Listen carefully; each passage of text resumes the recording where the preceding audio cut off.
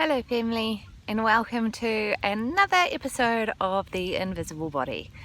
Today I'm going to do a bit of an impromptu little sermon, just something I've been thinking about a lot as we lead up to Christmas. So obviously it is the time we talk about Jesus and about Mary and Joseph and all of that kind of hoo-ha. But I also want to raise the idea of disabled poverty. So the idea of disabling poverty is where people who are in poverty are actually disabled by it, in terms of they can't live a full life or a normal life because of their poverty and because of their circumstances. So they may not actually have a physical ailment or a mental ailment, but they are actually still disabled by their circumstances. And I actually think that this applies to Mary, or would have applied to Mary.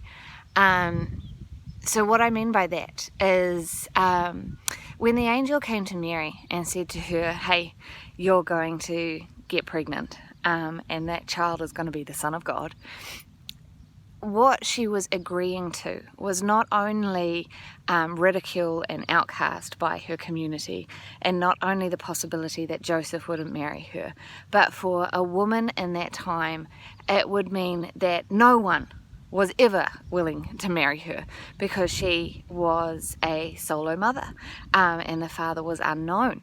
And so she would have been resorted to living off her family, or if they didn't like that idea because she was pregnant outside of wedlock and they kicked her out, she was basically going to be forced into poverty, because she wouldn't have been able to work as a woman, she wouldn't have been able to pick up a benefit, she wouldn't have been able to do anything except probably either become a prostitute or beg.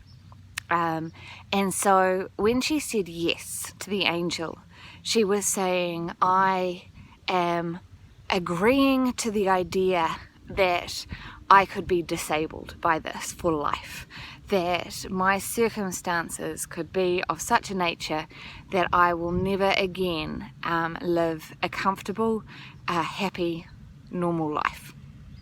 And she still said yes to this. Now, did she think it all through? Maybe not. Maybe she didn't think of the circumstances. She just thought of the fact that God was asking her to do something. And sometimes we do that. We don't actually think of the future impact. We think only of what God has asked us to do, and we trust that God will provide. But that is the reality of what she was facing.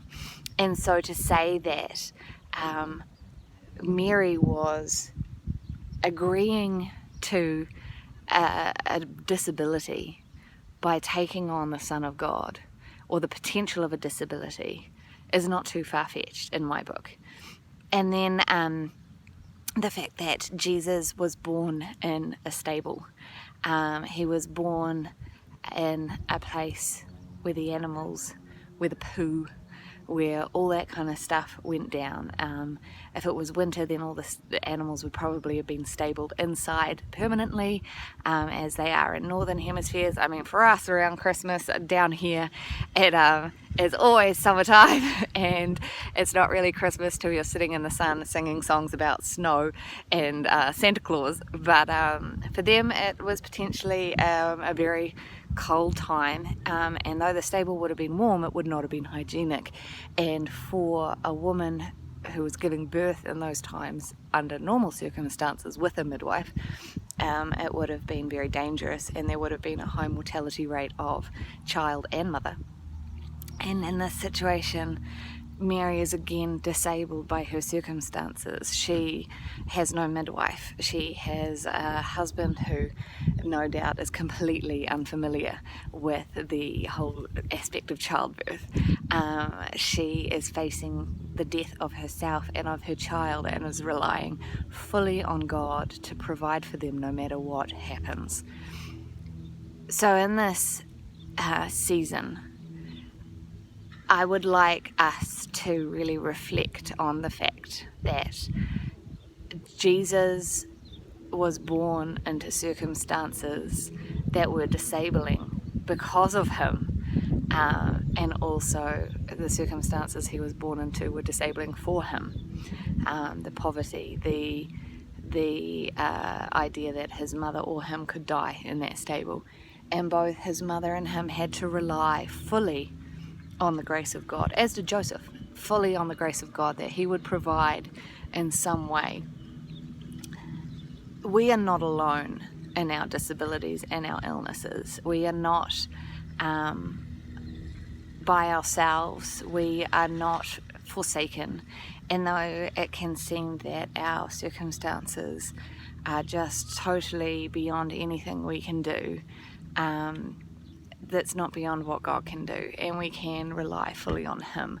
And this season actually reminds us of that. It reminds us that He is in control and that He will provide for us, and whether that provision looks like a palace or it looks like a stable, He will provide, and we need to rely on that.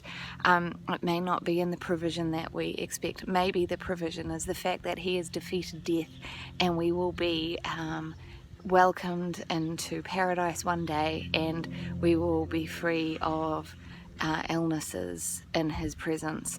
But that in itself is a provision that He didn't have to give us, that His grace is sufficient for us. And so in this time when, there's a lot of ads on TV about happy, smiling, healthy families, that can make us quite down and depressed about our own circumstances. Let us reflect on the disabling nature of Mary's life, on the circumstances that Jesus was born into, and let us reflect on the fact that He understands and that He Himself had to rely fully on the Father from the moment He was conceived. And let us reflect that Mary willingly said, "Yes, Lord," to circumstances that could have destroyed her. So, let it be a time of gratitude towards Jesus, towards the Father, for a story that includes all of us in it, whether we are abled or disabled. So Merry Christmas, guys. I probably won't be posting again before Christmas, a sermon or anything like that. So I'll probably see you either just after Christmas or in the new year. Have a wonderful season, a safe season. Remember, it's okay to grieve in this time. It's okay to be angry. It's okay not to have the perfect happy family.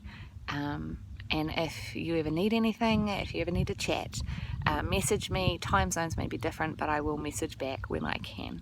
Okay, much love to you all and to your families and to your loved ones. Okay, we'll see you next time. Bye.